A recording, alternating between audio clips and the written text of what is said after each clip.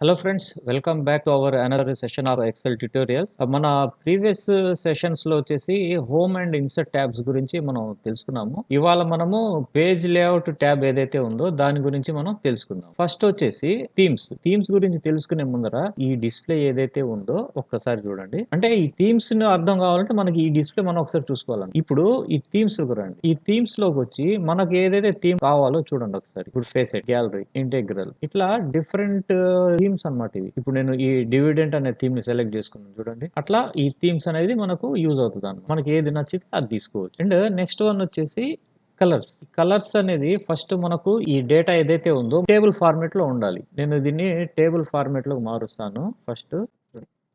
ఇప్పుడు చూద్దాం చూడండి. చూసారా,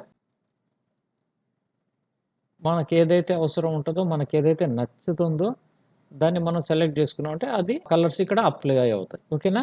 నెక్స్ట్ వన్ వచ్చేసి ఫాంట్స్. అండ్ నెక్స్ట్ వన్ వచ్చేసి మార్జిన్స్. ఇప్పుడు ఈ మార్జిన్స్ లో మనకు ఈ last custom settings, normal, wide, narrow, వీటి గురించి మనం తెలుసుకునే ముందర ఫస్ట్ మనకు దీని యొక్క బేసిక్ తెలుసుకోవాలి. ఇందులో కస్టమ్ మార్జిన్స్ ఉంది చూసారా, మార్జిన్స్ లో కస్టమ్ మార్జిన్స్ ఓపెన్ చేసుకుంటే ఇక్కడ మనకు ఓరియంటేషన్ ఉంటుంది. ఈ ఓరియంటేషన్లో రెండు ఆప్షన్స్ ఉంటాయి, ఒకటి పోర్ట్రేట్, ఒకటి ల్యాండ్స్కేప్. బై డిఫాల్ట్ ఐకాన్ కూడా ఇక్కడ ఉంది చూడండి. ఓరియంటేషన్లో పోర్ట్రేట్ అంటే నిలువుకి, ల్యాండ్స్కేప్ అంటే అడ్డానికి. అట్లనే అడ్జస్ట్మెంట్ బై డిఫాల్ట్ 100% ఉంటుంది. పేపర్ సైజ్ వచ్చేసి బై డిఫాల్ట్ లెటర్ సైజ్లో ఉంటుంది. క్వాలిటీ వచ్చి 600 DPI ఉంటుంది. మన డేటా ఏదైతే ఉందో ఆ డేటా మనకు ఆ పోర్ట్రేట్ పెట్టుకోవాలా, ల్యాండ్స్కేప్ పెట్టుకోవాలా అనేది మనకు ఐడియా ఉండాలన్నమాట. ఫర్ ఎగ్జాంపుల్ మన డేటా నిలువుకి సరిపోలేదు అనుకోండి, అప్పుడు మనం దాన్ని ల్యాండ్స్కేప్లోకి మనం మార్చుకోవాల్సి ఉంటుంది. అది నేను వేరే ఎక్సెల్ ఫైల్ ఓపెన్ చేసి చూపిస్తాను. అండ్ నెక్స్ట్ వన్ వచ్చేసి పేపర్ సైజ్. 99.99% మనం ఎక్కువగా యూజ్ చేసేది వచ్చేసి A4 ఆర్ లీగల్. అంటే A4 మ్యాక్సిమం వాడతాము. నెక్స్ట్ ఇంకా ఎక్కువ డేటా ఎక్కువ ఉందన్నప్పుడు మనం లీగలే వాడతాం. దాని మించి మనం వేరే అయితే ఏం యూజ్ చేయము. సో ఇది A4 వాడతాం. అండ్ నెక్స్ట్ వన్ వచ్చేసి మార్జిన్స్. ఎంఎస్ ఆఫీస్ ఇన్స్టాల్ చేసిన తర్వాత డిఫాల్ట్గా వచ్చేసి ఇది top, bottom, left and right, ఈ 4 మార్జిన్స్ బై డిఫాల్ట్ 1లో ఉంటాయి. ఓకేనా. మనకు అవసరమైతే దాన్ని మనం మార్చుకోవచ్చు, లేదా మనకు 1 సరిపోద్ది పర్లేదంటే ఇబ్బంది లేదు, వదిలేయచ్చు. కొందరు ఏం చేస్తారంటే 0.5 తీసుకుంటారు, కొందరు ఏం చేస్తారంటే 0.75 తీసుకుంటారు, కొందరు 1లోనే వదిలేస్తారు, కొందరు ఏం చేస్తారంటే 1.5గా తీసుకుంటారు. ఇట్లాగా ఈ మార్జిన్స్ని మనం యూటిలైజ్ చేసుకోవచ్చు అనమాట. కొందరు ఏం చేస్తారంటే 1.5 అంటే వాళ్ళకు ఏదైతే అవసరం ఉంటుందో దాని ప్రకారం వాళ్ళు యూజ్ చేసుకుంటారు. And next one header and footer. ఈ హెడర్ అండ్ ఫుటర్ ఎందుకు యూజ్ అవుతుందంటే ఇందులో కస్టమ్ హెడర్. ఈ హెడర్లో మనకు 3 సెక్షన్స్ ఉంటాయి, left section, centre section, right section. ఇప్పుడు చూడండి, left section, centre section, right section. ఇప్పుడు ఇందులో మనకు 3 సెక్షన్స్ వస్తాయి. ఇప్పుడు చూడండి, ఓకే అనేసాను. ఇప్పుడు చూడండి, నేను ప్రింట్ ప్రివ్యూ చూశాను, చూసారా, left section, centre section, right section. మళ్ళీ చూపిస్తాను చూడండి, header and ఫుటర్లో custom header.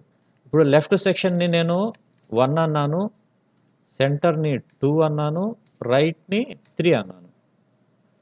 Okay okay, print preview చూడండి, 1 2 3. ఇప్పుడు చూడండి, left section, centre section, right section. అట్లాగా మనకు పేజ్ హెడర్ అనేది యూజ్ అవుతుంది. ఇదే హెడర్లో మనకు ఈ ఫాంట్ స్టైల్స్ ఏవైతే ఉన్నాయో అవి మనం మార్చుకోవచ్చు అనమాట. ఇది చూడండి, ఫార్మాట్ టెక్స్ట్. ఇక్కడికి వచ్చారంటే ఫాంట్ అవుతుంది. ఈ విండోలో మనకు ఏదైతే మనకు ఫాంట్ అవసరం ఉంటుందో, మనకి ఏదైతే నచ్చుతుందో ఆ ఫాంట్ సెలెక్ట్ చేసుకుంటాము. దాని స్ట్రైక్అవుట్ కావాలా, సూపర్ స్క్రిప్ట్ కావాలా, సబ్ స్క్రిప్ట్ కావాలా, సెలెక్ట్ చేసుకొని ఓకే అన్నామంటే దానికి తగ్గట్టుగా అది చేంజ్ అయిపోతుంది. అట్లానే నెక్స్ట్ వన్ వచ్చేసి ఇది పేజ్ నెంబర్. ఇప్పుడు చూడండి, ఇక్కడ ఇన్సర్ట్ పేజ్ నెంబర్ అనమాట. ఇది క్లిక్ చేశానంటే పేజ్ అంటే కరెంట్ పేజ్ ఏదైతే ఉందో ఆ పేజ్ నెంబర్ అక్కడ చూపిస్తుంది. అండ్ నెక్స్ట్ వన్ వచ్చేసి దాని పక్కనే నంబర్ ఆఫ్ పేజెస్. ఓకే అంటున్నాను. చూడండి, పేజ్ నెంబర్ 1 ఆఫ్ 1 అంటే ఇక్కడ మనకు ఉండేది ఒకే పేజ్ కాబట్టి 1 ఆఫ్ 1 ఉంటుంది. మీకు వేరే ఎక్సెల్లో చూపిస్తాను చూడండి.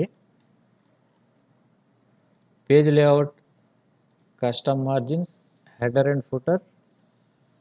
ఇప్పుడు చూడండి, page number 1, page number of pages, page of pages. Okay అన్నాను. ఇప్పుడు హెడర్లో చూడండి 1 ఆఫ్ 1 to 14. అంటే మనకు ఇక్కడ చూడండి, మనకు టోటల్ పేజెస్ వచ్చి 1214 పేజెస్ ఉన్నాయి. దాంట్లో ఇది ఫస్ట్ పేజ్, ఇది 2. ఇది చూడండి, ఓకేనా. అట్లనే సేమ్ ఇదే టెక్స్ట్ని మనం సెంటర్లో తీసుకోవచ్చు, రైట్ సైడ్లో కూడా తీసుకోవచ్చు. చూసారా, సెంటర్లో వచ్చింది, రైట్ సైడ్లో వచ్చింది, మన ఇష్టం అనమాట. నెక్స్ట్ ఇది వచ్చేసి ఇన్సర్ట్ డేట్. మనం దాంట్లో డేట్ కూడా ఇన్సర్ట్ చేసుకోవచ్చు. అండ్ ఇది టైం ఇన్సర్ట్ టైం. ఇది వచ్చేసి ఫైల్ పాత్. అంటే ఈ ఫైల్ ఎక్కడైతే సేవ్ అయ్యిందో ఆ ఫైల్ యొక్క పాత్ని మనం ఇక్కడ చూసుకోవచ్చు, ఇక్కడ డిస్ప్లే చేస్తుంది. చూడండి, ఓకే అన్నాను. ఇదిగోండి, date, time, file path. And file పాత్తో పాటు మన ఫైల్ నేమ్ కూడా ఇవ్వచ్చు. నెక్స్ట్ షీట్ నేమ్, ఇంకా మనకు కావాలంటే ఈ ఇమేజ్ కూడా ఇన్సర్ట్ చేసుకోవచ్చు. అట్లానే కస్టమ్ ఫుటర్. కస్టమ్ హెడర్లో మనం ఏదైతే మనం డేటా ఇచ్చామో సేమ్ మనం ఫుటర్లోకి ఇచ్చాము అంటే సేమ్ అది బాటంలో ఫుటర్లో వస్తుంది అనమాట. అది కస్టమ్ ఫుటర్. నెక్స్ట్ వన్ వచ్చి షీట్. ఈ షీట్లో వచ్చేసి బై డిఫాల్ట్ ఇది వచ్చేసి ప్రింట్ ఏరియా. మనకి ఎక్కడి నుంచి ఎక్కడి వరకు అయితే ప్రింట్ కావాలో అది డిఫాల్ట్ ప్రింట్ ఏరియాలో ఉంటుంది. అది మనం టచ్ చేయాల్సిన అవసరం లేదు. Next rows to repeat on top. అంటే మనం ఇప్పుడు ఎగ్జాంపుల్ ఇది తీసేస్తాను చూడండి. ఇప్పుడు నేను ప్రింట్ ప్రివ్యూ చూసామంటే ఇప్పుడు చూడండి, ఇక్కడ హెడింగ్ ఉందా, నెక్స్ట్ పేజ్కి వచ్చాను, ఇక్కడ చూడండి ఇక్కడ లేదు. ఇప్పుడు నాకు ఈ హెడ్డింగ్ ఏదైతే ఉందో నాకు టాప్ ఆఫ్ ది పేజ్లో నాకు రిపీట్ కావాలి. Margins, custom margins, sheet. ఇప్పుడు నేను ఇక్కడ చూడండి, rows to repeat on top. ఈ ప్యారోని సెలెక్ట్ చేసి నాకు ఈ టాప్ ఏదైతే ఉందో దాన్ని సెలెక్ట్ చేసుకున్నాను. ఇక్కడికి వచ్చి ఓకే అన్నాను. ఇప్పుడు చూడండి, నేను ఇక్కడికి వచ్చి ప్రివ్యూ కొట్టాను. ఇప్పుడు చూడండి, ఈ ఫస్ట్ పేజ్లో మామూలు ఆటోమేటిక్ హెడ్డింగ్ ఉంది, సెకండ్ పేజ్లో హెడ్డింగ్ ఉంది. ఏదైతే నాకు అవసరం ఉంటుందో అది ఆ హెడ్డింగ్స్ నాకు రిపీట్ అవుతుంది అనమాట. అట్లానే మార్జిన్స్లో కస్టమ్ మార్జిన్స్లోకి వచ్చి షీట్లోకి వచ్చేసి columns to repeat at left. ఇది ఎందుకు యూజ్ అవుతుంది అంటే మనం rows to repeat at top ఏదైతే ఇచ్చామో సేమ్ అట్లనే లెఫ్ట్ సైడ్ ఏదైతే రోస్ అవసరం ఉంటుందో ప్రింట్ ఇచ్చినప్పుడు ఆ రిపీటెడ్ ఏదైతే అవసరం ఉంటుందో అది ఆ రోస్ మనకు రిపీట్ అవుతాయి. ఓకేనా. అట్లానే నెక్స్ట్ వన్ వచ్చేసి గ్రిడ్ లైన్స్. ఇప్పుడు ఎగ్జాంపుల్ నేను ఇక్కడ ఈ బార్డర్స్ లేవు, నాకు నేను ప్రింట్ ఇచ్చినప్పుడు ఈ బార్డర్స్ లేకుండా కనపడుతుంది. అదే నేను custom margins, sheet, grid lines select చేసుకొని ఓకే అన్నాను అంటే ఇప్పుడు చూడండి, గ్రిడ్ లైన్స్లో మనకు ప్రింట్ అవుతుంది. ఓకేనా. నెక్స్ట్ వన్ వచ్చేసి కస్టమ్ మార్జిన్, డ్రాఫ్ట్ క్వాలిటీ. మామూలుగా డ్రాఫ్ట్ క్వాలిటీ అంటే మనం మామూలుగా ప్రింట్ ఇచ్చినప్పుడు డార్క్గా ప్రింట్ అవుతుంది కదా, అట్లా కాకుండా మనం ఈ డ్రాఫ్ట్ క్వాలిటీ అన్నప్పుడు కొంచెం లైట్గా ప్రింట్ అవుతుంది అనమాట. అంటే మన క్యాటరీస్ సేవ్ చేసుకోవడానికి యూజ్ అవుతుంది. ఇది నెక్స్ట్ వచ్చేసి రో అండ్ కాలమ్ హెడ్డింగ్స్.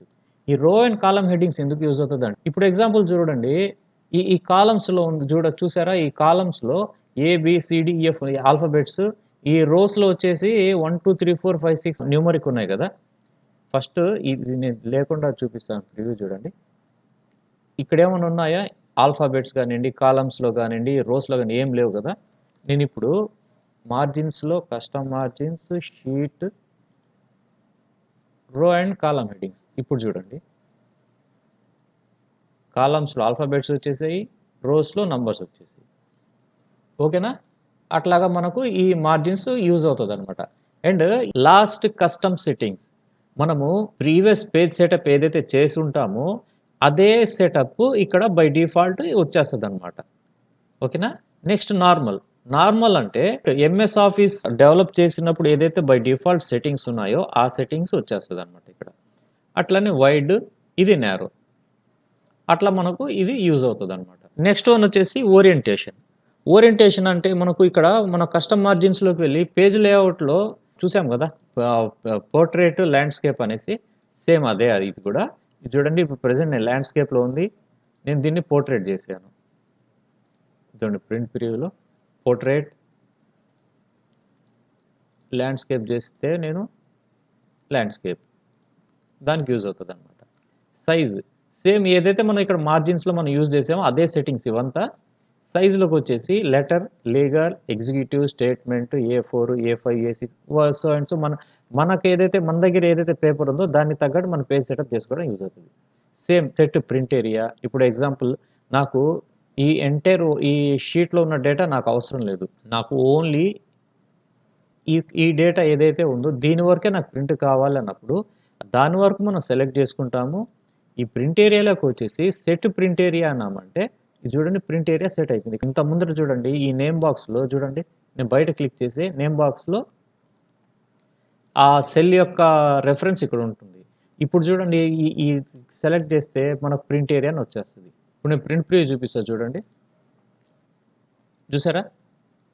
ఎంటైర్ ఈ వర్క్ షీట్‌లో ఈ డేటా మొత్తం ఉంది గదా! ఈ డేటా మొత్తం ఉన్నా కూడా నేను ప్రింట్ ఏరియా కావాలని నేను సెలెక్ట్ చేశానో దాని వరకు డిస్‌ప్లే అవుతది చూడండి. దాన్నే నేను ప్రింట్ ఇచ్చినా అదే ప్రింట్ అవుతది. ఇప్పుడు చూడండి సేమ్ మళ్ళీ అదే క్లియర్ ప్రింట్ ఏరియా. ఇప్పుడు చూడండి మొత్తం డేటా వచ్చేస్తది. సేమ్ మళ్ళీ చూపిస్తాను చూడండి. ఇప్పుడు సెలెక్ట్ చేశాను print area, set print area. Next one clear print area మొత్తం క్లియర్ అయిపోయింది. అట్లానే నెక్స్ట్ వచ్చేసి బ్రేక్స్. ఇప్పుడు చూడండి నేను పేజ్ బ్రేక్ ప్రివ్యూలోకి వస్తాను. ఇప్పుడు మనకు ఈ బ్లూ లైన్స్ కనిపిస్తున్నాయి కదా! ఇది పేజ్ బ్రేక్స్ అనమాట. ఇప్పుడు పేజ్ లేఅవుట్‌లో నాకు డేటా ఇక్కడ వరకే చాలు. అప్పుడు నేను దీన్ని సెలెక్ట్ చేసుకొని బ్రేక్స్‌లోకి వచ్చి పేజ్ బ్రేక్ ఇచ్చాను అంటే ఇది చూడండి. ఇప్పుడు చూడండి నాకు ఈ 5కే పేజ్ బ్రేక్ ఇచ్చుకోవాలన్నప్పుడు నేను 6 సెలెక్ట్ చేశాను. బ్రేక్స్‌లోకి వచ్చాను. ఇన్సర్ట్ పేజ్ బ్రేక్ అన్నాను. చూడండి. ఇప్పుడు నాకు 10 వరకు ప్రింట్ కావాలి. 10 వరకు కావాలన్నప్పుడు 11 సెలెక్ట్ చేశాను. బ్రేక్‌లోకి వచ్చాను. Insert page break. ఓకేనా? నెక్స్ట్ వచ్చేసి remove page break. Same as it is ఇందాక మనం పేజ్ బ్రేక్ ఇవ్వడానికి ఎట్లయితే సెలెక్ట్ చేసుకున్నామో 6ని సేమ్ 6 సెలెక్ట్ చేస్తాము. అంటే 6 అంటే నేను సీరియల్ నంబర్ మాట్లాడుతున్నానండి. సెలెక్ట్ చేసుకున్నాను. బ్రేక్స్‌లోకి వచ్చాము. రిమూవ్ పేజ్ బ్రేక్ అన్నామంటే ఆ పేజ్ బ్రేక్ అనేది రిమూవ్ అయిపోతుంది. అట్లానే మనకు బ్యాక్‌గ్రౌండ్. ఈ బ్యాక్‌గ్రౌండ్‌లోకి మనం ఇమేజెస్ పెట్టుకోవచ్చనమాట. ఇప్పుడు ఫ్రమ్ ఫైల్ బ్రౌజ్ మనకు ఏదైతే కావాలో దాన్ని సెలెక్ట్ చేసుకుంటాము. ఇన్సర్ట్ అంటాం. చూడండి. ఈ ఎంటైర్ ఈ వర్క్ షీట్ బ్యాక్‌గ్రౌండ్‌లో మనకు ఇమేజ్ వస్తది. కానీ ఈ బ్యాక్‌గ్రౌండ్ అనేది మనకు ప్రింట్‌లోకి రాదు. చూడండి. ఓకేనా? అట్లనే ప్రింట్ టైటిల్స్. ఇందాక మనం సేమ్ పేజ్ సెటప్‌లో చూసాం కదా! Print area, rows repeat on top, columns repeat on left same ఇదే అన్నమాట. ఇది ప్రింట్ టైటిల్స్. అండ్ ఈ హైట్, విడ్త్ ఇంతా నార్మలే అండి. మనకు ఆల్రెడీ చూసాము. సేమ్ అదే ఉంటది. పెద్దగా అవసరం లేదు. Same settings. ఈ మొత్తం ఈ ఈ ఈ పేజ్ లేఅవుట్ ఏదైతే ఉందో ఈ పేజ్ లేఅవుట్‌లో మనకు యూజ్ అయ్యే కమెంట్స్ ఇవి. అండ్ నెక్స్ట్ థింగ్ వచ్చేసి వీడియోతో పాటు మీరు ఒక నోట్స్ పెట్టుకోవాలి. పెట్టుకొని పాయింట్స్‌ని నోట్ చేసుకోండి. నోట్ చేసుకొని దీన్ని మీరు సిస్టమ్‌లో ప్రాక్టీస్ చేశారంటే మీకు ఇంకా ఎక్స్‌పీరియన్స్ వస్తది. మన ప్రీవియస్ వీడియో ఏదైతే ఉందో Excel tutorial in Telugu part 2 ఆ వీడియోకి కె. రామ్మోహన్ రెడ్డి గారు సూపర్ సార్ అని మెసేజ్ పెట్టారు. Thank you sir. Thank you very much. Thank you for your kind support. ఈ వీడియో కింద ఫ్రెండ్స్ ఈ వీడియో ఇక్కడితో క్లోజ్ చేస్తున్నాను. Thank you very much. ఈ వీడియో మీకు నచ్చినట్లయితే లైక్ చేయండి, షేర్ చేయండి.